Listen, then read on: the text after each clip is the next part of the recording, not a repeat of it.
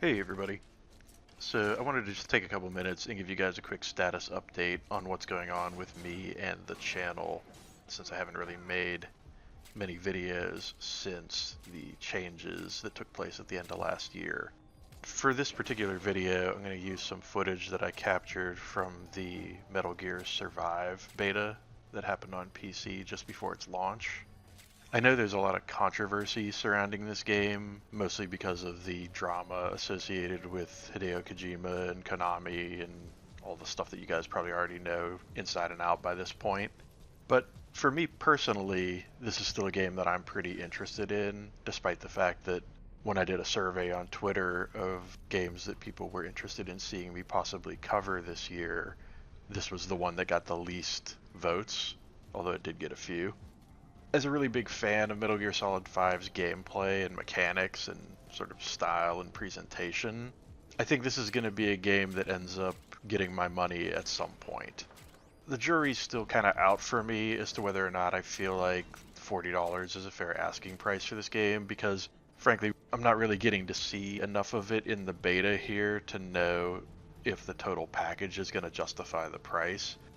I feel like there's going to be a lot of fun to be had here for me and a lot of interesting content to go through.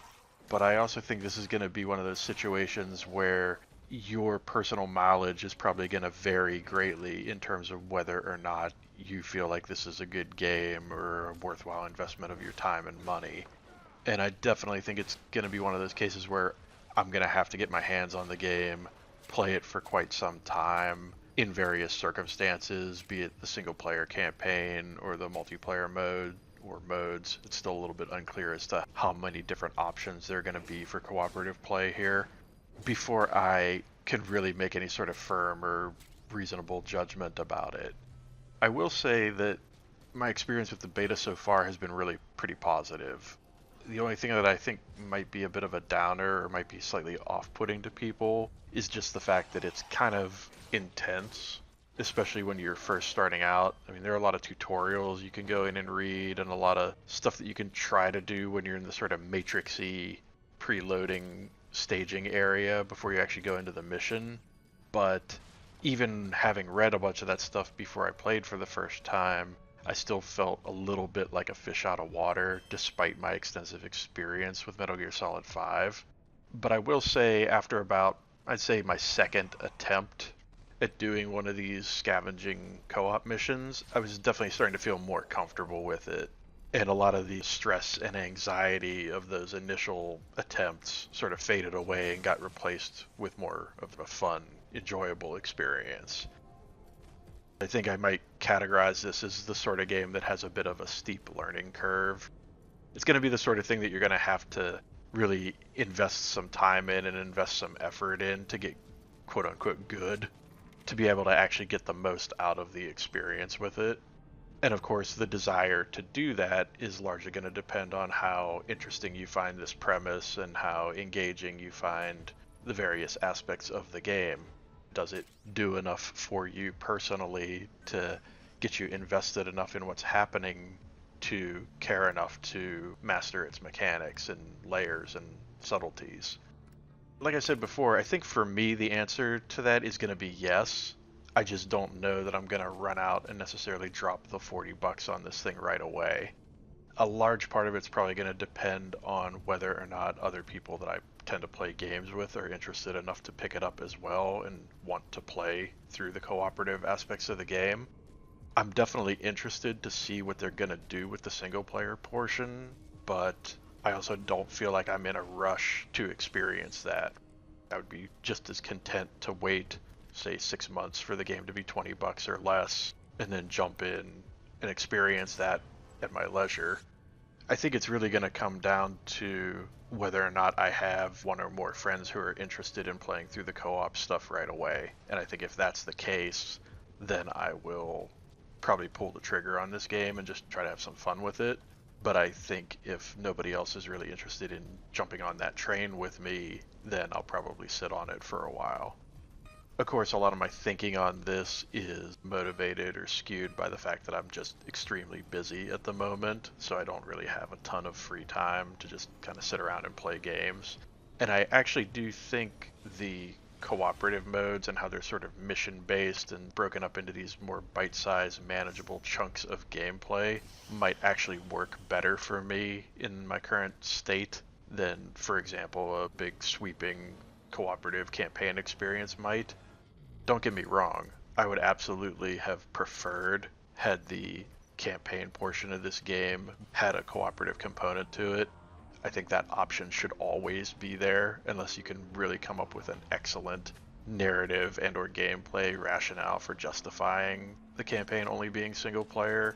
I think at least two-player co-op should be in just about every game. But again, that's my personal opinion and taste when it comes to games. It's just really hard for me to justify spending dozens or hundreds of hours playing a game by myself and not getting any sort of social experience out of it. In any case, I do think this game looks pretty cool based on what I've seen of it so far, and I am definitely interested in it and was kind of pleasantly surprised by how much I ended up enjoying my time in the beta in this cooperative scavenger mode, because I honestly was a bit unsure when I first saw footage of it as to whether or not it would be something that would be fun to play and have any kind of staying power to it. But having seen all the various layers and subtleties of how it's put together, I think there's definitely enough of a game here to make this game's existence make sense, even in a world where things like Sanctum and Dungeon Defenders and Orion and various other tower defense-y, wave-based, horde-based games already exist. Having said all that, I did want to mention that I am still continuing to work on my new novel, which I'm still planning to release sometime here in 2018. In fact, my progress has been such that I may actually start actively promoting the new book here in the next couple of months. There's a certain milestone I kind of want to get to before I start that process to ensure that I'm far enough along, that there's enough kind of momentum behind the project for me to fully commit to a marketing strategy for the new book. But I think I'm not too far off of being able to do that. And I think there's a pretty realistic possibility that whatever video I end up doing in March may have something to do with that. But we'll have to see how things go. As always, it's a really good idea to follow me on Twitter if you want to keep up on what's going on with my creative projects and such. Anytime anything happens, I always end up tweeting about it at least a few times, so that's a good place to check in with me every so often if you're interested in that stuff. As far as this YouTube channel goes, as you probably know by now, I've backed off pretty hard on my content creation efforts here. I definitely still have intentions of making some more videos this year, be it about creative stuff that I'm working on or games that I think are really particularly noteworthy and deserving of some attention and that I actually have the time to play and cover properly. But as I mentioned previously, YouTube is kind of taking a backseat at the moment to various other things that I have going on that just don't mesh well with the idea of trying to consistently crank out YouTube content. In any case, hopefully you folks have enjoyed this video. If you did, be sure to hit that like button. If you'd like to see more videos from me in the future, be sure to hit subscribe, and I will see you next time.